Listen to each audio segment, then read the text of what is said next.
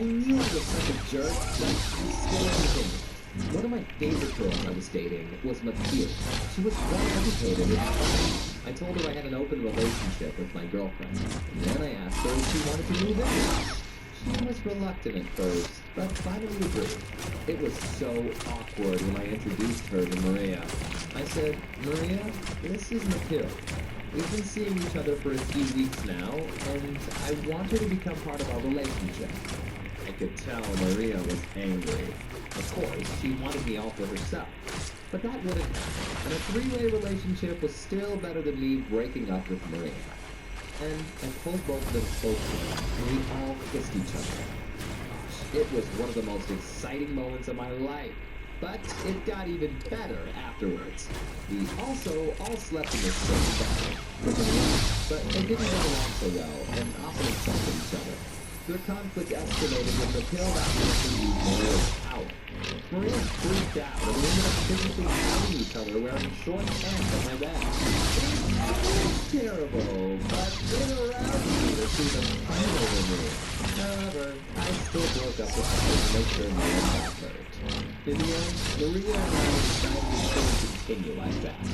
Now, my parents are paying her $1,000 each month to rent their own apartment while she raises my daughter. I take care of my daughter on the weekends, and I really enjoy being a dad. But university is more important right now, so I can find a good job one day and provide well for both my daughter and Maria. A long time ago, I found a little baby monkey on the side of the street. His mother was nowhere around, so I decided to take him home with me. We were really poor, so to feed him, I had to starve myself. But he kept growing bigger and bigger, which meant he needed more and more food. I was getting so thin. I was close to death, and my mom forced me to let him go. He was crying as I opened the door, and he ran outside. Felt like I had lost a good friend. After a few hours, I heard a knock at the door. So, I opened it up, and there was my monkey friend again. He was holding 4 bananas and gave one to me, one to my sister, and one to my mom. Of course, we thanked the monkey and told him to go get more bananas. This time he came back with 1 papaya and 1 mango. I figured he must have stolen them from the market. This went on for several weeks. One day, he came back with a little gold necklace. It was beautiful. So the next day, I gave it to a girl in my class named Amanda. She was even poorer than we were. Mother had died, so she had to work as a maid for my evil classmate Champak after going to school all day. Champak treated her like a servant. He made her carry his books everywhere. And he loved barking orders at her in front of the whole class. I put the necklace around her neck, and she looked so beautiful. She gave me a kiss on my cheek and said, "Thank you." The next day, she came back crying. She said Champak took the necklace from her and accused her of stealing it. He was really mean to her about it and punished her by making her scrub his room with a toothbrush. I wanted to fight Champak. I wanted to end him. But he was as strong as a grown man. Besides that, his father was powerful and could easily take revenge on my mom and sister. He could have done terrible things to them. I was devastated and went home feeling helpless. And I saw my monkey bring us more bananas, and that gave me an idea. I trained him to steal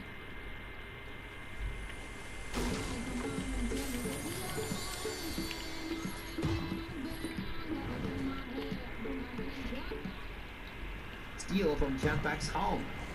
Maybe he'd even find some valuable stuff to bring me.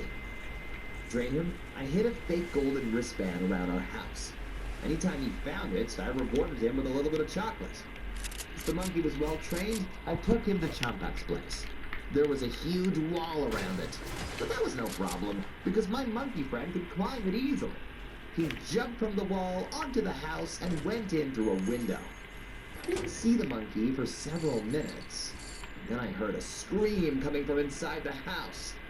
I was getting nervous, but then my monkey came back climbing down the wall, and he was carrying a gold necklace with a beautiful stone. He gave it to me, and I stashed it in my pocket. I started running toward home when my stupid monkey went back inside Champak's house. Well, I got home safely. My monkey didn't make it. Next day, I went back to Chapak's house to look for my friend. There, I saw a poster. It said, "If you want this monkey, give us back our jewelry." That monkey had been my friend. I loved him very much, and I hated to lose him. The jewelry he'd given me was worth enough to get Ananya away from Chapak's family. So, my mom and I went to another city to sell the necklace safely. We took the best offer and came home with 60,000 US dollars. That's a huge amount of money in my country.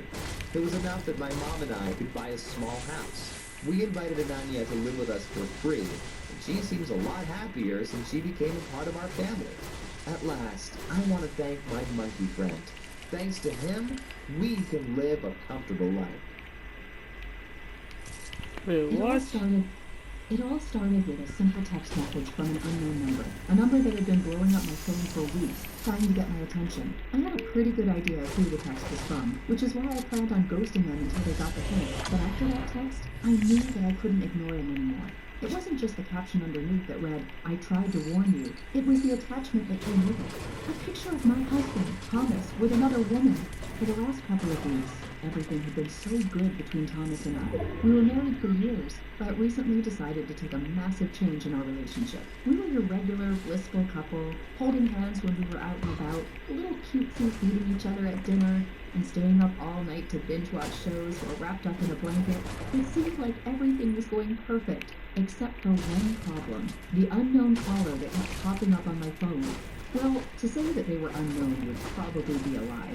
I had an excellent idea of who it was. You see, about a month ago, I had to break it off with someone I was seeing, named Fiona. Fiona and I were seeing each other for a little over a year. I know how it sounds, but I had really fallen hard for her in a very short time. Of course, I'm not making excuses for what I did, but I just want you to understand a little more about why I did it. Fiona was special. From the start, we clicked, and I...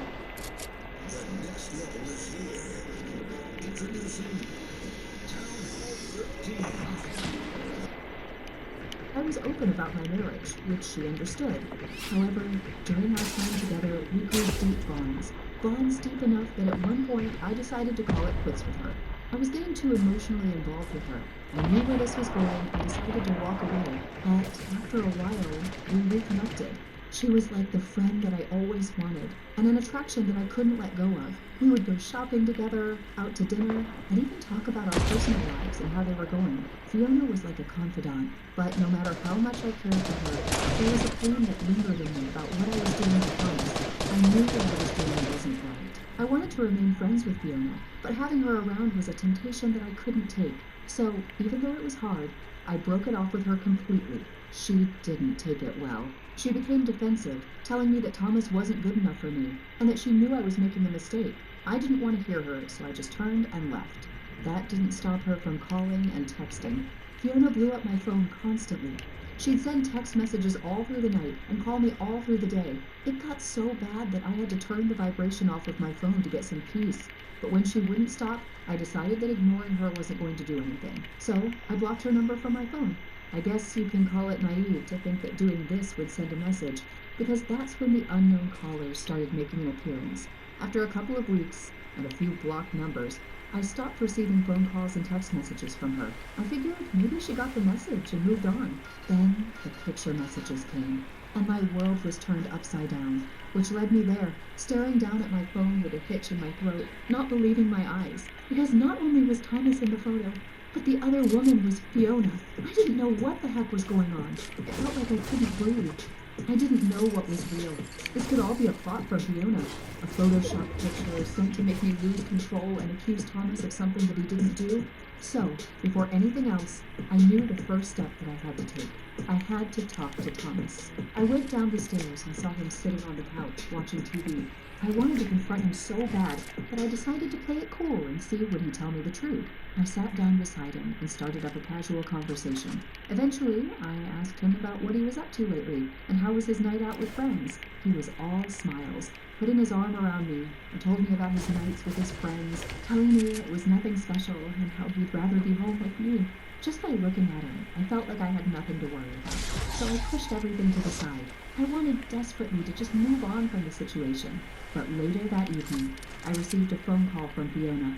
I was determined to tell her off, to lay into her for making me that way. That's what I wanted to do, but it didn't take long for her to tear the anger right out of me, replacing it with something else. Doubt. She told me how she still loved me, and that she only wanted to prove that Thomas couldn't be trusted. She told me that she was sorry for what she did, and how she was so hurt about how things ended with us that she wasn't thinking.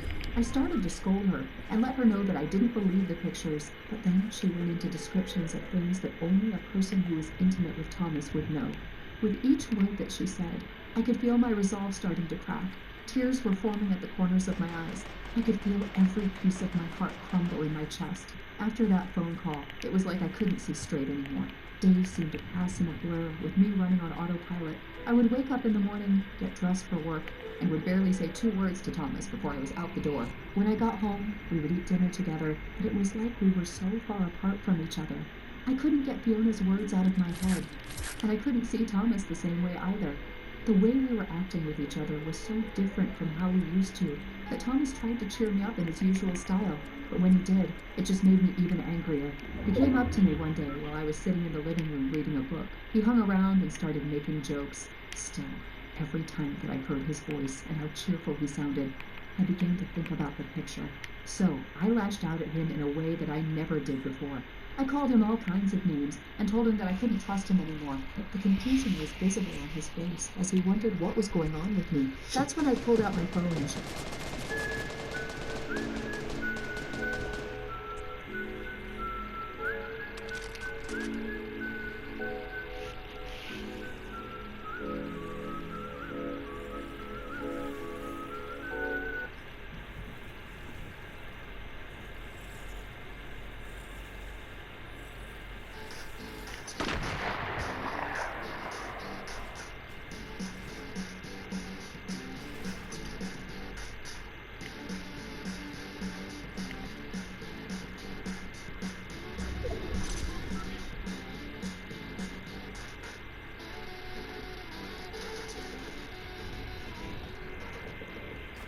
showed him the pictures. Each one that I swiped through brought a new expression on his face. He went from confused to shocked, then back to confused in a matter of seconds. He tried to explain to me that he had no idea who Fiona was and didn't remember the night that those photos were taken.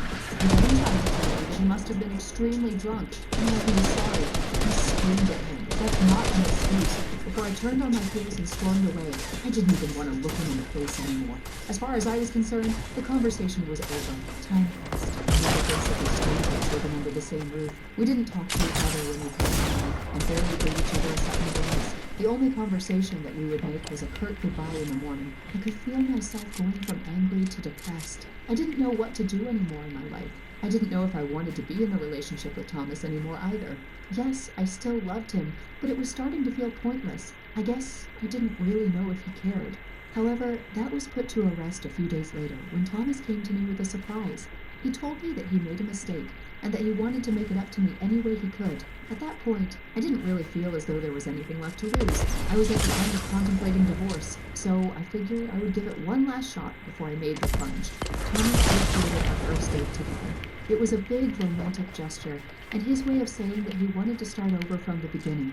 To be honest, I didn't know if that's what I wanted. We went to the park and had a picnic, spending the day just relaxing in the sun, talking about everything that we were feeling and how we wanted to make things better between us.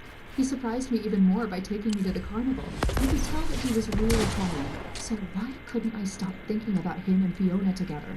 For the next couple of weeks, we started to get back to our old selves. We were happy, living life as a married couple like we always wanted, or at least that's what I wanted to believe. I hadn't talked to Fiona since she sent me that last message, asking for my forgiveness. I still had all of her texts and voicemails on my phone, so I figured it was time to put everything behind me. I typed in the code for my voicemail box and went through the messages, thinking that even hearing her voice would infuriate me, but I was wrong. When I played her first message, I realized that I missed her voice. It had been so long since we last spoke, and even longer since I felt that way. I remembered the days I would wake up, knowing that I would be so Let's happy. go. It was like a wave of nostalgia washed over me. I couldn't help but laugh at myself as I listened to and deleted her messages. Then I went to the texts, and the smile was washed away. Looking at the photo now didn't fill me with anger, but with sadness. I always thought that I was mad at Ian for what she did, but I wasn't. Then I started to believe